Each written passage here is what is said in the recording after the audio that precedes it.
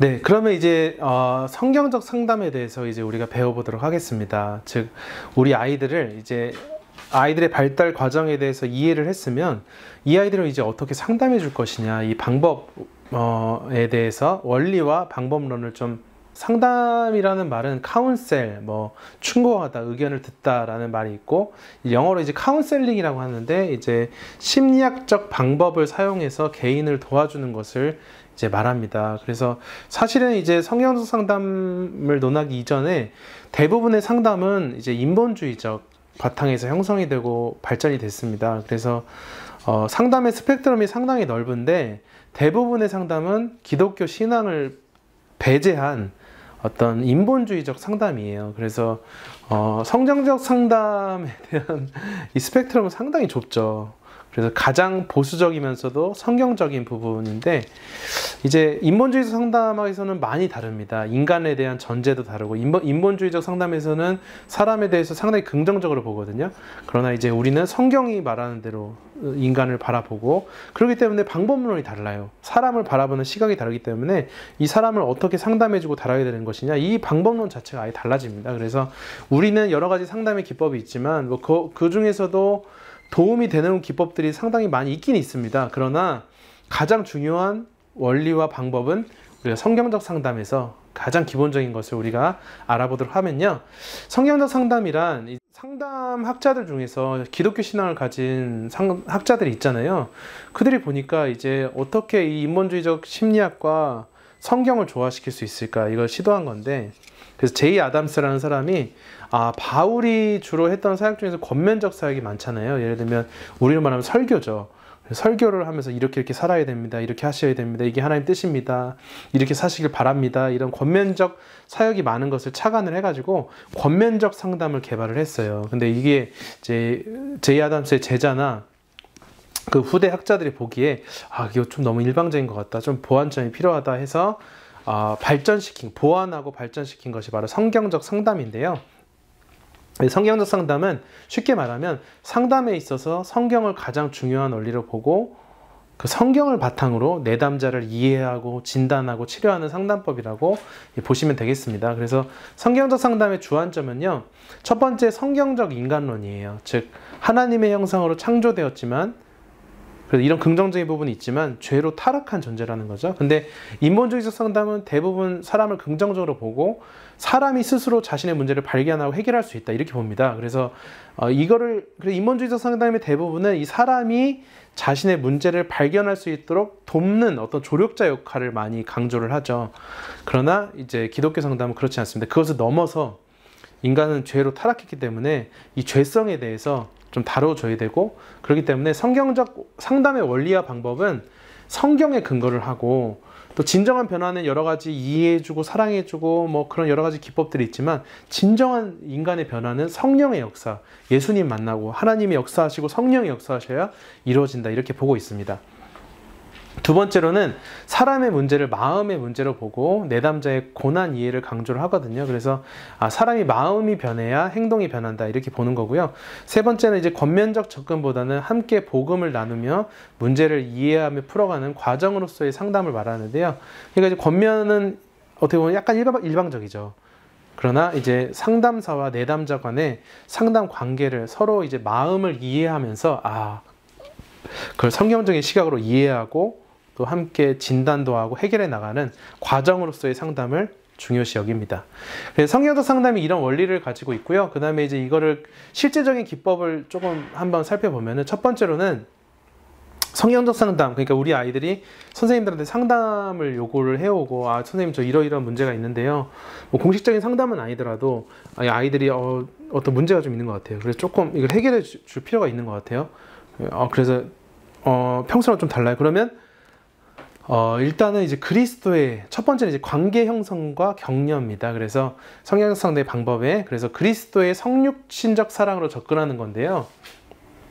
이게 뭐냐면 주목과 또 환영과 격려로 나눌 수 있는데, 비언어적인 어떤 암시를 주는 거죠. 내가 너를 상담해주고 싶고, 네가 상담에 대한 어떤 상담적인 문제가 있다면 내가 너에게 이 부분을 상담해줄 수 있고 상담해주고 싶다. 또 이런 어떤 그런 그리스도의 성육신적인 마음을 가지고 그런 암시를 주는 거고요. 그래서 눈 맞춰주고 공감을 해주고 딱 애들이 보시면 평소와 좀 다르네. 이거 좀 어떻게 좀 해줘야겠네. 이게 있으면 딱 괜찮아 이렇게 하면서 공감을 해주는 눈을 맞춰주면서 이제 환영과 격려를 해주는 거죠. 어서 와, 잘 지냈어? 무슨 일 혹시 없었어? 괜찮아? 이렇게 해주는 거죠. 두 번째로는 이제 자료 수집과 분석인데요. 마음을 성경적으로 알아가는 겁니다. 그래서 이제 이 세 가지로 좀 구분할 수 있는데, 첫 번째는 경청이죠. 그래서 경청은 이제 모든 상담의 기본이라고 합니다. 그래서 제가 이제 우리 생명나무 상담센터 송진영 소장님, 그분도 상담학 박사님이신데요. 제가 여쭤봤는데, 경청은 뭐 상담 기법이나 뭐 이론을 떠나서 상담에 있어서 기본이다. 가장 중요한 것이다. 그래서 내담자의 언어적, 말로 표현하는 거, 근데 표현하지 않아도 표정이나 행동이나 어떤 느낌적으로 이제 알 수 있는 그런 비언어적인 암시까지도 뭐 중요시 여기서 잘 들어야 되고요. 그리고 이제 들을 뿐만 아니라 내가 지금 잘 듣고 있다. 그러면서 공감의 표현을 좀 해주면 좋죠. 그래서 네가 그랬구나. 네 마음이 이랬겠구나. 네가 그런 상황이었구나. 이렇게 아이에게 내가 지금 널 이해하고 있고 공감해주고 있다. 공감을 하고 있다.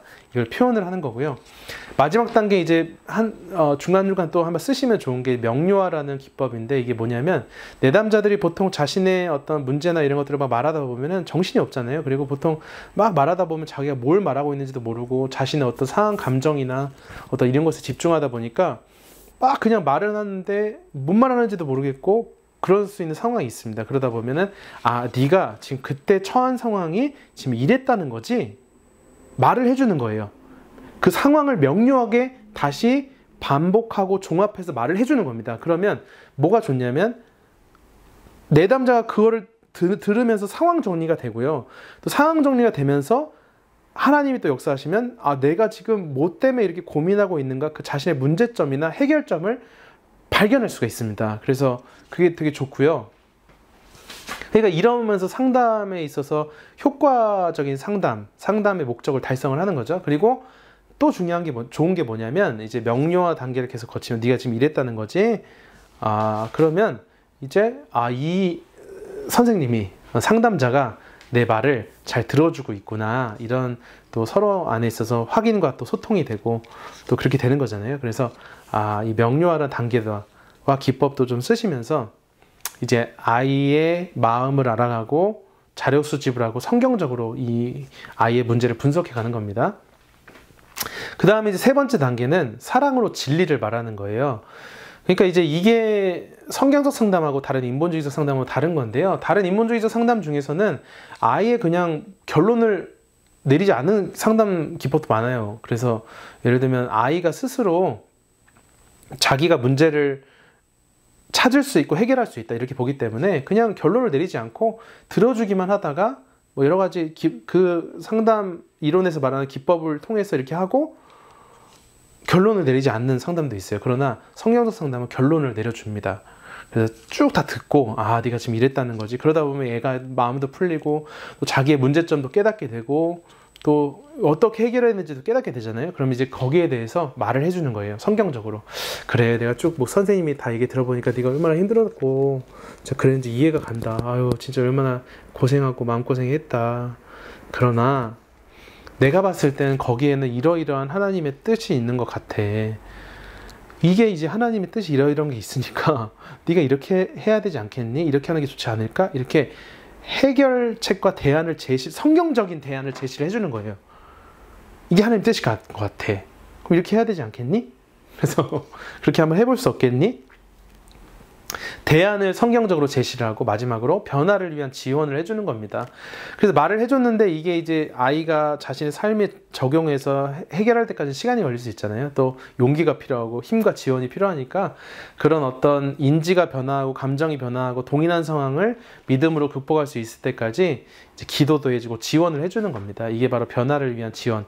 그러니까 이제 애가 문제를 가지고 왔어요. 그러면 이제 잘 맞이해 주시고 또 서로 경청하고 또 이해하고 공감해주면서 명료화해 주시면서 애들의 모든 상황을 다 들어주신 후에 그 후에 이제 아이한테 그 성경적인 이해와 분석과 진단한 그것을 바탕으로 그래 알겠다. 그러나 이러이러한 것을 또 해야 하지 않겠느냐라고 대안을, 해결책을 제시를 해주시는 거예요. 그 다음에 이제 변화를 위한 지원을 해주시는 거죠. 이게 바로 성경적 상담의 기법입니다. 기법, 이제 이렇게 아시고요. 이거를 사실 이제 여러분이 이제 교회로 오셔서 실제적으로 해보시면 참 좋겠는데, 지금은 이제 줌으로 하는 온라인 상황이니까 이제 한번 이거를 옆에 분하고 이런 기법을 또 안 해보시면 또 다 잊어버리시거든요. 그래서 이거를 한번 옆에 분하고 한번 배우자가 되실 수도 있고, 실제적으로 내 아이를 대상으로 이 기법을 한번 해보시면 좀 좋겠습니다. 그래서 그렇게 하셔서 여러분 하시면 좀 좋겠습니다. 예. 이게 좀 잠깐 또 쉬는 시간이 있으니까 잠깐 좀 쉬었다가, 그래서 한번 해보려고 하는데요. 그래서 성경적 상담법 요약이 있으니까 그래도 요약된 걸 딱 보시면서 한번 해보시면 좋겠습니다. 네, 여기까지 좀 하고 좀 잠깐 쉬었다가 또 이제 마지막 4강, 이제 멘토링과 또 교회학교에 대한 이해에 대해서 한번 알아보도록 하겠습니다. 네, 수고하셨습니다.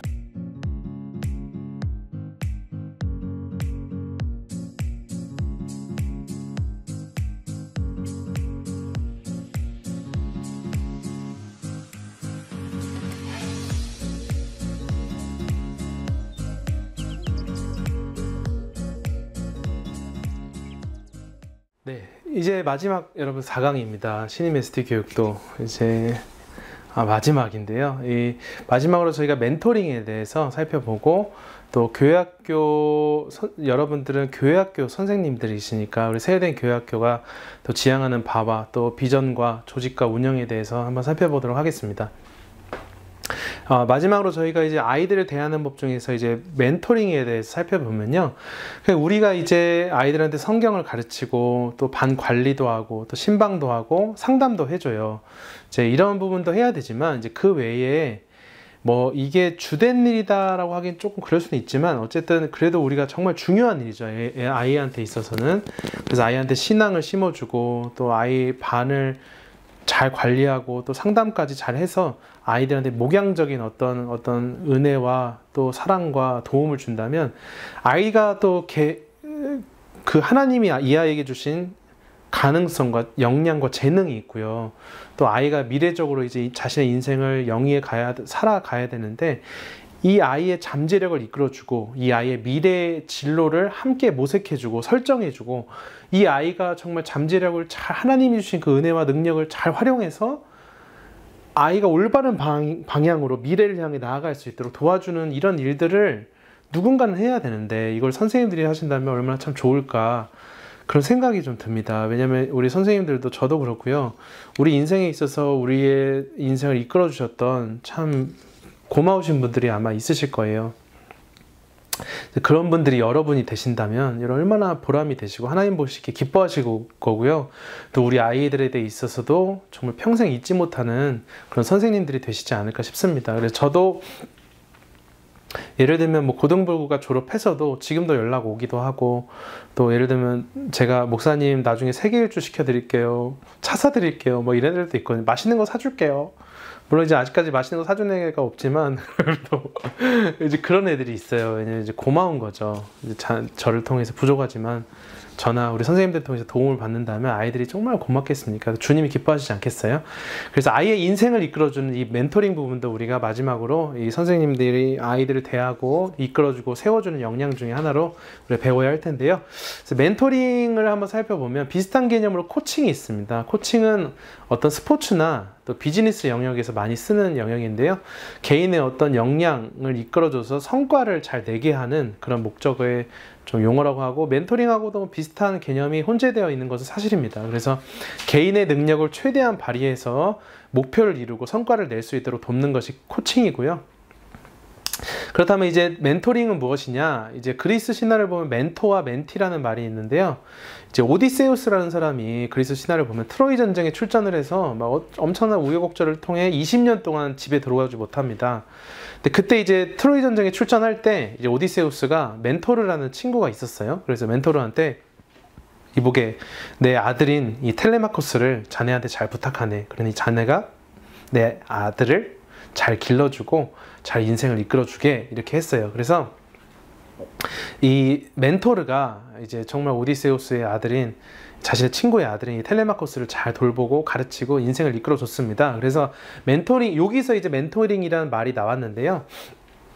그래서 멘토링이란 말은 지식과 경험이 많은 선생님인 멘토가 일정 기간 동안 학생인 이 멘티에게 조언과 지도를 해서 멘티의 실력과 잠재력을 개발하고 이끌어주는 것을 바로 의미를 합니다. 그래서 멘토링과 또 비슷한 개념 중 하나가 이제 모델링이 있는데요. 모델링은 이제 모델을 보고 닮게 하는 거죠. 그래서 모델링은 어떻게 하는지를 보여준다고 하면은 멘토링은 나의 지도하에서 해보게 하는 것이 멘토링입니다.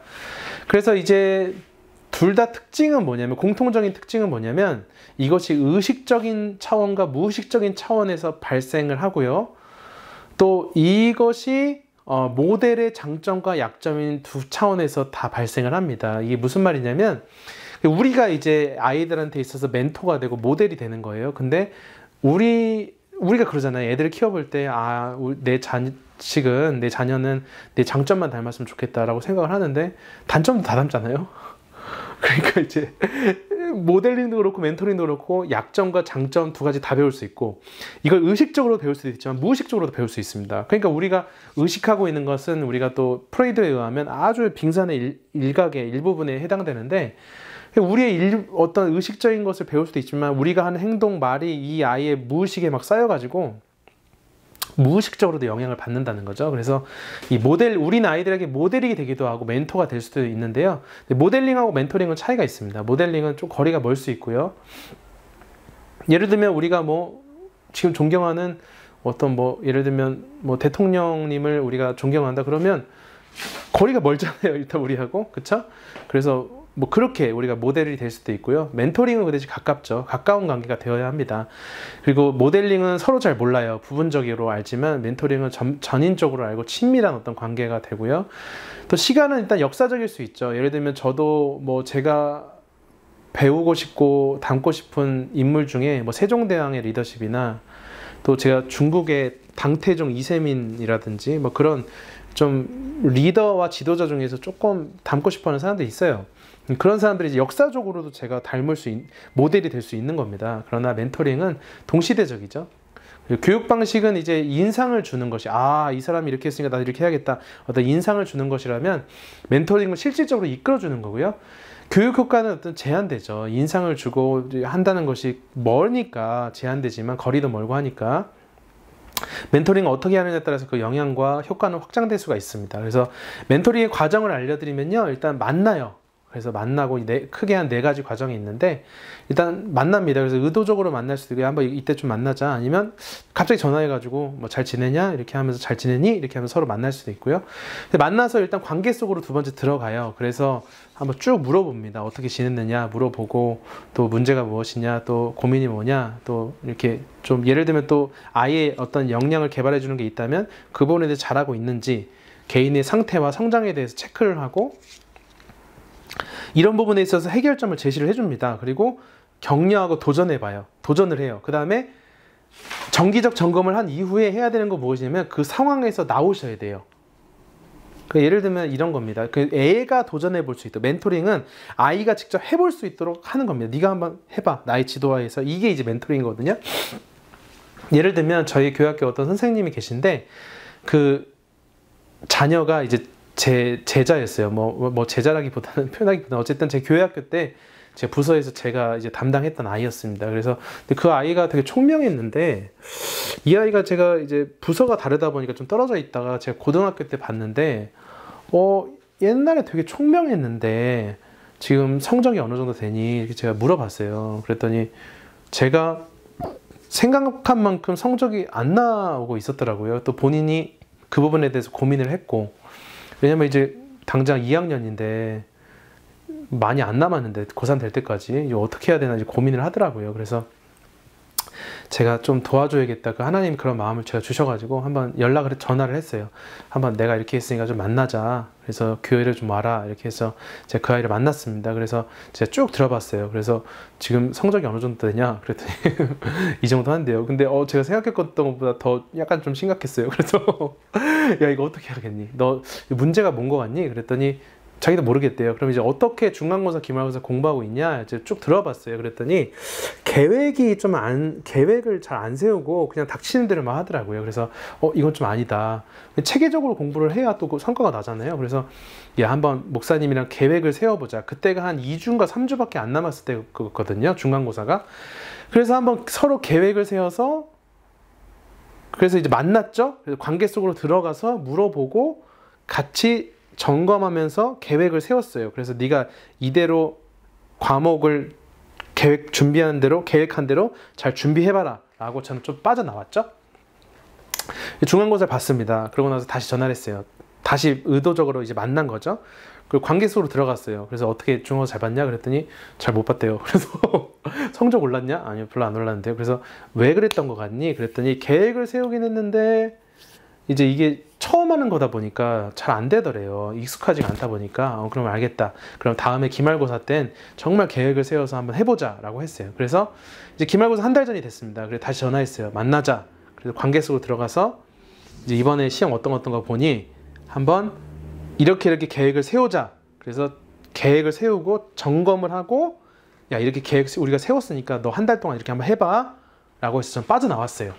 그 이후에 중간 이제 전화해서 잘 되고 있는지 물어보긴 했지만 어쨌든 아이가 계획한 대로 잘 해보도록 전 독려만 해주고 뒤에서 또 부모님한테 제가 이렇게 아이한테 멘토링을 해줬으니까 잘 할 수 있도록 도와주시고 또 시험 잘 보면 맛있는 것도 사주고 원하는 것도 사주겠다 적극적으로 지원해 주십시오 라고 이렇게 말씀드렸어요. 그래서 아이가 실제로 이제 한 달 동안 자기가 중간고사 때 실수했던 경험들을 토대로 계획한 걸 열심히 준비해 가지고 한번 했어요.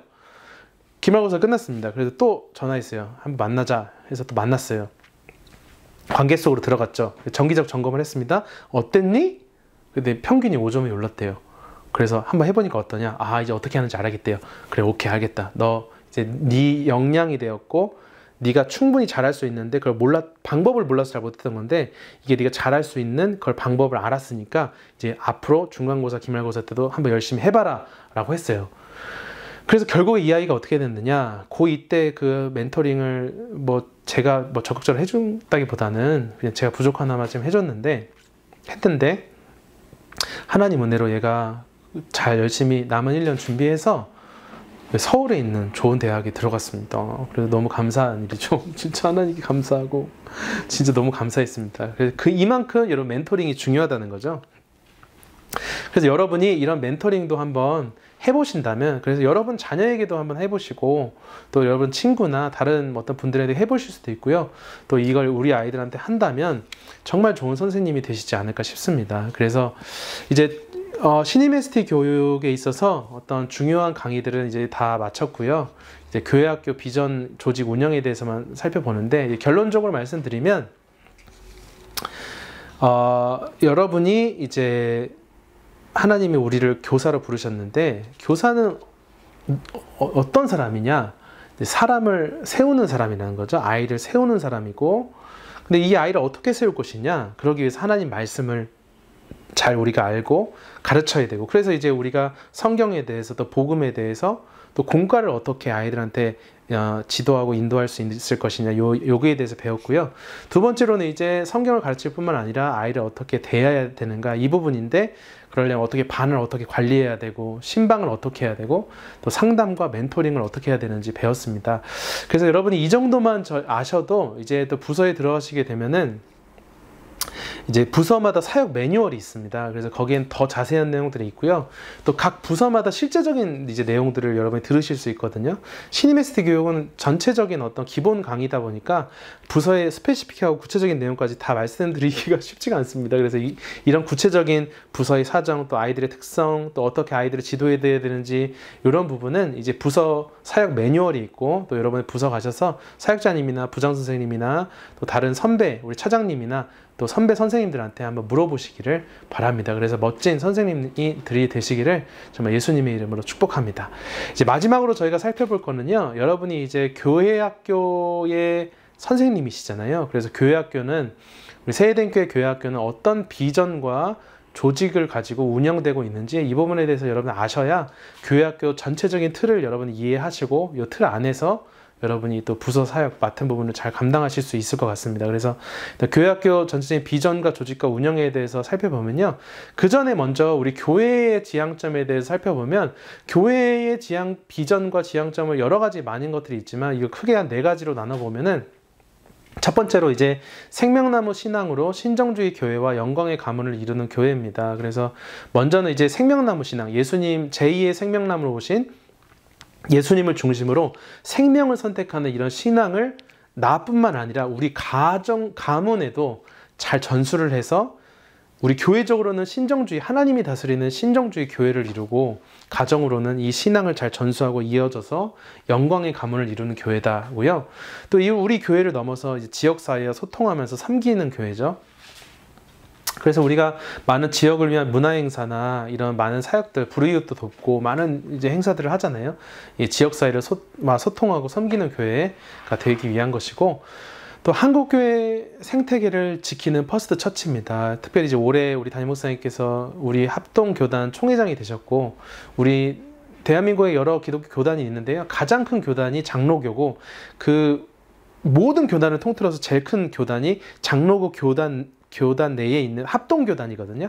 제일 많은 교회와 제일 많은 성도가 있습니다. 그래서 이제 그 교단의 총회장으로 하나님께서 우리 목사님을 세우셨고, 우리 목사님 이슬람이나 수쿠쿠법을 막아내시고 동성애로부터 우리 대한민국을 건강하게 지키시고 이런 일들에 다 앞장서 오셨거든요. 차별금지법을 저지하고 이런 것을 우리 목사님이 정말 앞장서 오셨는데 한국교회 생태계를 지키기 위한 어떤 퍼스트 처치라고 보시면 되겠습니다. 그런 사역에 있어서 가장 앞서서 가장 열심히 사역을 하는 교회라고 보시면 되겠고요.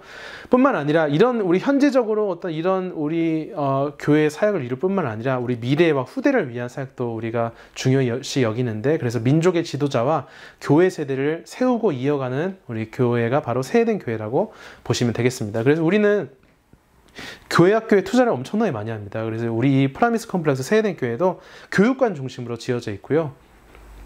그래서 정말 우리 교회학교에 있어서는 환경적으로 너무 좋고 투자를 많이 하는 교회가 우리 바로 교회입니다.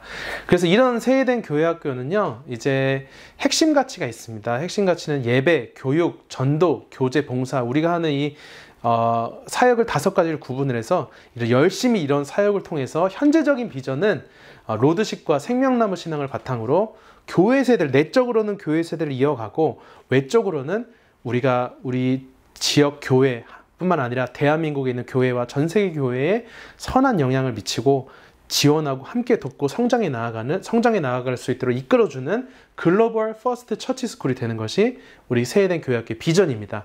이런 우리의 모든 사역과 비전을 통해서 궁극적으로 이루고자 하는 것은 결국에 우리 자녀들을 통일한국 시대를 이끌어갈 크리스천 글로벌 리더로 양성하는 것이겠죠. 물론 이게 가장 중요한 일이지만 이런 일들을 열심히 하기 위한 사역들을 해나갈 때 우리가 내적으로는 교회 세대도 이어질 것이고 외적으로는 글로벌 퍼스트 처치 스쿨도 될 것이라고 믿습니다. 이런 비전과 또 핵심 가치, 미션을 가지고 우리가 교회학교가 살아가고 있고요. 교회학교 홍보 영상을 한번 저희가 보여드릴 수 있는데 시간이 되면 지금 보여드리고, 그건 또 상황을 좀 한번 보도록 하겠습니다. 네, 그리고요. 교회학교 현황을 보면 이게 코로나 이전이거든요. 그래서 교회학교 출석 현황을 좀 보여드리면, 일단 학생 출석이 이제 2020년 1월 기준입니다. 보통 1월은 조금 숫자가 적거든요. 왜냐면 유입 애들이 많이 빠져나가고 고3 졸업생들이 많고 처음에 유입이 적게 되다 보니까 하는데 이게 연중에 계속 성장해 갑니다. 그래서 우리 아이들은 보통 2067명으로 되어 있는데 한 2200에서 300명 정도 평균 출석을 한다고 보시면 되고요. 학생 제적은 한 3000여 명, 이게 좀 계속 늘어나거든요. 연중 후. 그래서 한 3000여 명 되고 교사는 700여 명, 또 부장님과 교육자를 합치면 한 50명 좀 넘는 리더들이 있습니다. 그래서 이 정도 되는, 그래서 우리 교회학교는 이제 학생과 교사를 합치면 제적으로 말하면 한 4000명 정도 되고요.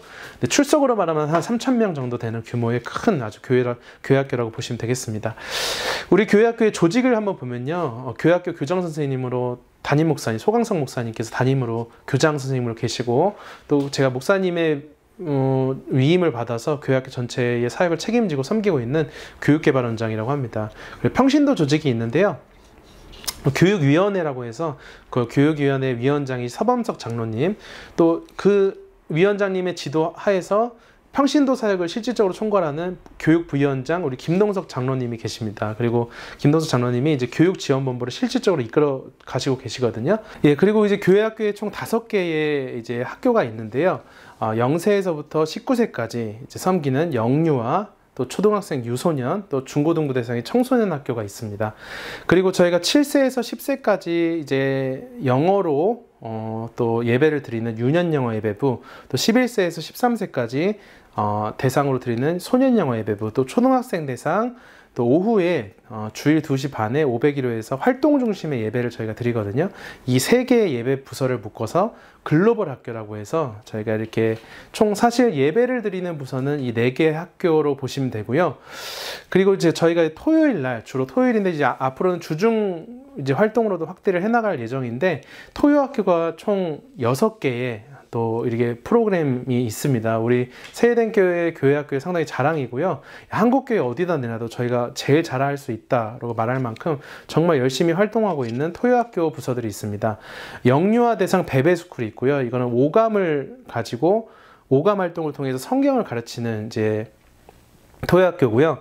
담당 교역자가 장은정 전도사님인데 이제 오감 발달 이 강사 경력이 10년 가까이 되세요. 그래서 정말 잘하시거든요. 이제 오감으로 성경을 가르치는 베베스쿨. 또 초등생 대상으로 이 성경 기반으로 세상에 대해서 이해할 수 있도록 가르치고 체험학습까지 같이 하는 비전스쿨이라는 토요학교가 있고, 이게 사실 지금 매년 미국으로 한 3명에서 5명 정도 소수의 장학생을 뽑아가지고 한 달 동안 미국 공립학교나 아니면 사립학교에서 어학연수를 받을 수 있도록 한 달 그 학비와 체류비를 지원하는 그런 프로그램도 했었습니다. 이게 지금 비전스쿨이고, 또 중학생 대상 리더십을 가르치고 또 매년 중국이나 러시아로 해외 역사 탐방도 보내주는 리더십 스쿨이 있고요. 또 고등학생 대상으로 저희가 진로 진학 이제 설계도 해주고 도와주는 어떤 투마로우 스쿨이라는 또 토요학교도 있습니다. 그리고 중고등학생 대상으로 이제 봉사활동을 저희가 기획하고 함께 봉사활동 점수도 실질적으로 가져갈 수 있도록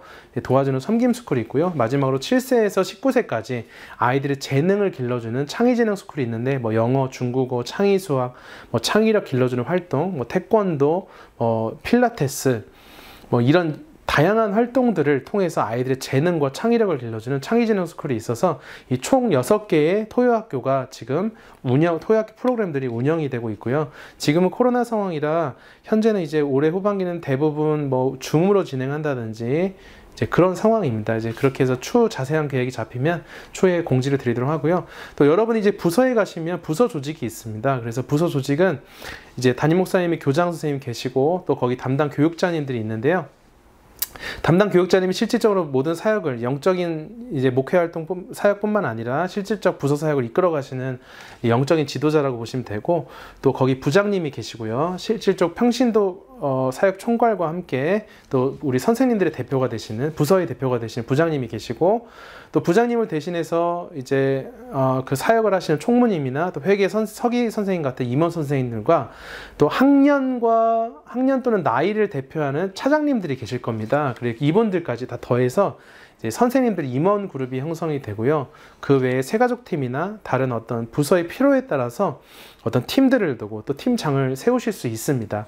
그래서 이런 선생님들의 조직이 있고요. 부서 조직이 있는데, 이런 사역들이 어떻게 진행이 되는가.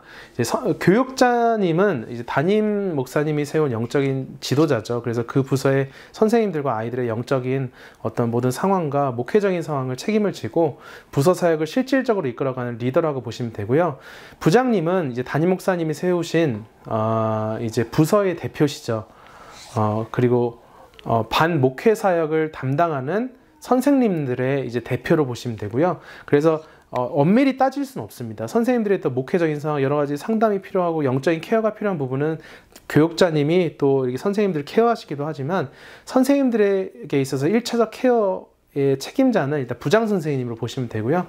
또 사역자님을 잘 보좌하고 지원하고 또 부서 내 각종 행정과 재정 관련 사역을 책임지면서 우리 사역자님과 함께 협력하여서 부서를 이끌어 가시는 우리 평신도 대표가 부장님이라고 아시면 되겠습니다. 그래서 이제 부장님의 역할은 세부적으로 부서를 대표하고 또 부서 간 또 조정이 필요한 경우가 있잖아요. 협력이 필요한 경우도 있고 그때 부서 간 조정을 하고 부서 재정을 책임지고 또 교사들의 대표시기도 하고요. 또 갈등과 위기 상황이 생겼을 때 중재도 하시고 조정도 하시는 그런 일도 하신다고 보시면 되겠습니다. 그 외에도 이제 부장님과 함께 부서를 섬기시는 임원 선생님들이 계시잖아요. 그래서 총무 선생님은 부장님이 이제 궐이가 됐을 때 부장님을 대리해서 이제 평신도 그 부장님이 하시는 사역을 위임해서 총괄하시는 분이 이제 총무님이시고 또 예배 보통 총무님은 보통 부서에서 예배를 이렇게 전반적으로 이제 운영하고 이제 뒤에서 서포트하는 역할을 신임 ST를 수강하신 모든 선생님들께 감사드립니다. 저희가 이틀의 강의를 통해서 선생님이란 하나님 맡겨주신 아이들을 세워가는 사람이다. 그러기 위해서 저희가 복음도 전하고 또 하나님 말씀도 가르치고 또 공과도 인도하고 또 방관리는 어떻게 해야 되고 신방은 어떻게 해야 되고 상담과 멘토링까지 저희가 배웠고요. 또 우리가 교회 학교에 대한 이해도 한번 해봤습니다. 신임 ST를 통해서 기본적인 어떤 강의를 들으신 모든 선생님들께 감사드리고 또 추석 체크 URL에 접속하셔서 추석 체크 해주시기를 바라겠습니다. 이후 부서에 가시면 부서마다 다 사역 관련 매뉴얼들이 있거든요. 그래서 사역자님이나 부장님한테 여쭤보시면 매뉴얼 교육도 이루어질 예정입니다. 어서 코로나19 상황이 종식되셔서 우리 멋진 우리 신임 선생님들로 다 쓰임 받으시기를 정말 예수님의 이름으로 축원합니다. 여러분 감사하고 축복합니다.